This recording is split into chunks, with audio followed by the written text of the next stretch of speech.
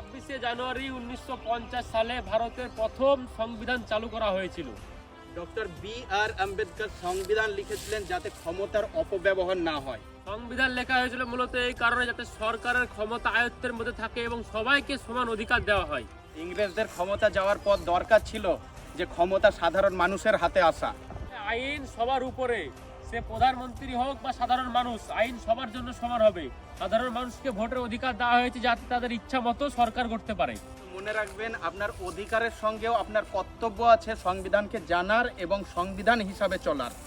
আমার মনে হয় ভারতবর্ষের প্রত্যেকটা বিধানসভায় কমপক্ষে 100 জন যুবক ছেলেকে আমাদের সংবিধান হিসেবে জানা দরকার বা পড়া দরকার, যাতে তারা মানুষকে বোঝাতে পারে যে তাদের অধিকারটা সত্যিকারে অ্যাকচুয়ালি কি।